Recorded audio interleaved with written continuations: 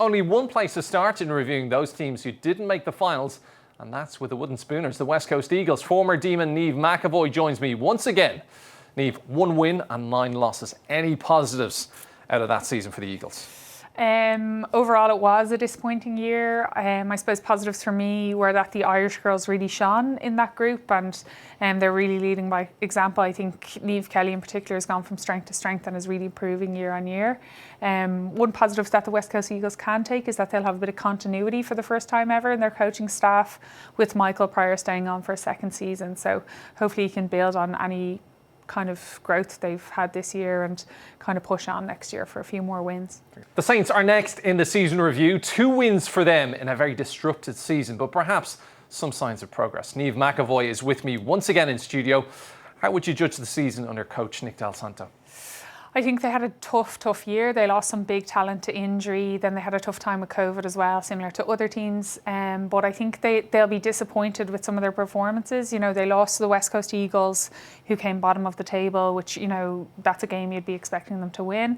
They had some individual talent really step up, like Kate Sherlaw and Tilly Lucas-Rod, and then obviously Zanos up front as a young talent, emerging talent in the competition, which they'll hope to, you know, build her confidence up and have her improve again next year. It'll be interesting to track the progress of the Saints. I think they could do a little bit better next season. It was the first season in charge of Geelong for Daniel Lowther.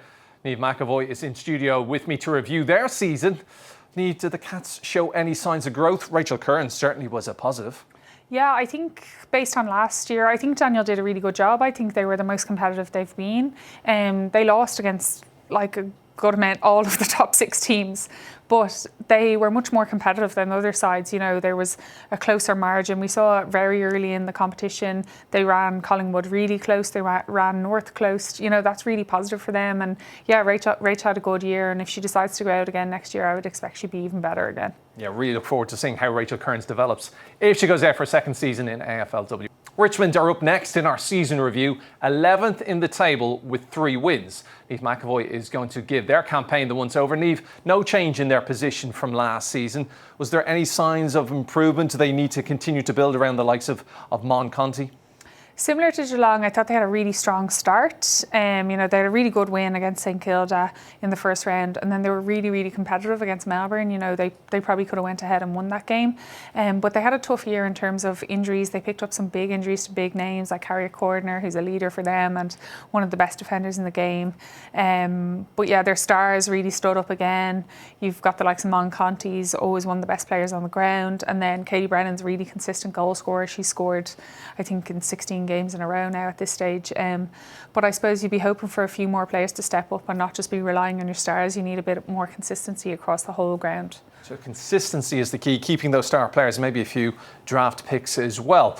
The Gold Coast Suns took the dreaded wooden spoon last season, but this year managed to see them win 2 games in a row and 3 in total. Former Demon Niamh McEvoy is with me once again in studio. Niamh, will the Suns be happy with their progress? Tara Bahana certainly was a shining light.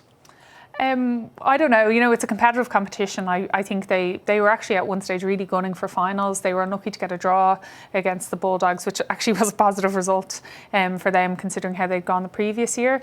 But no, like definitely reflecting on it, it was an improvement on the previous year. 3 good wins, a draw. Tara Bahama was a massive pickup by their list manager. You know, she's an older girl. She's 27. She was picked up and she's been so effective for them. She's been so good. So it's a lot to be said for the older girls getting picked up late, and she was really effective for them. Yeah, well, we'll keep an eye on them next season, possibly improving as much as they did this season. They'll be right up there in the next campaign. Next up in our season review of teams not to make the finals, GWS, and of course Niamh McEvoy, once of the D's, is here. Great campaigns for Cora Staunton and Breed Stack, but overall, how would you sum up GWS? For me, GWS were quite disappointing in terms of they lost to all the top 6 teams, but they lost very badly. They weren't really competitive. We saw them really get blown out of the water by Melbourne and by some of the other teams as well, which would be different to kind of Geelong, who, even though they lost, they were really competitive. So I just think some of their younger girls maybe didn't make the step up very well. But what's really positive for them is you have the likes of Nicola Barr, Cora Staunton and Breed Stack. Some of their older players were really firing at the end of the year. So if those older girls can, drag those younger girls up and just kind of get them to the pitch at training, you'd hopefully see better performances from them next year. And maybe that extra year in the league will give them the experience they need. And fingers crossed, we'll see the Irish girls breach Stack and Corston back out in GWS for another season. Niamh, will the Blues be happy with 8th? No, they are a competitive side. Only a few years ago they were in the grand final, so they would have been coming into the season after pre-season really hoping to make finals.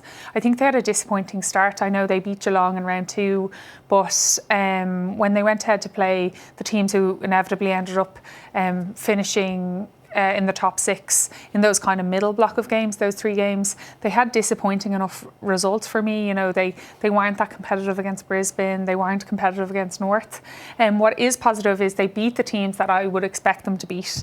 So they beat the likes of the expansion teams, like the Gold Coast Suns and things like that. But what was probably the most positive for me in terms of their season was that they really nearly pipped Melbourne in the last game. So they only lost that game by a point and they had a chance at the end of the game to go ahead and win it. And that's the type of competitiveness that you'd want to see from the Blues next season, is that they're really putting it up to this year's top 6. Well, if they can replicate that performance against Melbourne, who knows where they'll go next season. We continue our season review with the Western Bulldogs. They almost made it to the finals. Niamh McEvoy joins me once again in studio. Niamh, so close but yet so far for the Doggies. Yeah, I think they had a really, really tough start to their campaign. They were probably the team that was affected most by COVID. About 20 of their players were actually really, really quite sick. And then on the back of that, having missed games, they had to squish a lot of games into a short period of time, which is always tough. And they were probably the games that they were the least competitive in. They really just couldn't get going. And when they got back into more of a routine where they were playing week on week like the other teams, they seemed really competitive. But for me, and what always is the problem with the Bulldogs in the last number of years, is that they're quite inconsistent. So they went ahead and they beat the minor premiers Adelaide by a point, but then you're going out and you're thinking, they're going to give their finals chances a good rattle here, and then they go out and they draw with the Gold Coast Suns, who I would really expect a top 6 team to beat. Teams, yeah, a top 6 team beats the Gold Coast Suns, and there's no question about it. So for me, they are a little bit inconsistent, and it's the same with them every year, and that's why they're so enjoyable for the fans, because they can go out and they can beat a top team. But yeah, you'd hope that next year they can kind of just build on that form and keep that more consistent where they're performing week in, week out. So no injuries, no COVID, and consistency is the keys to the Western Bulldogs climbing the table next season. Remember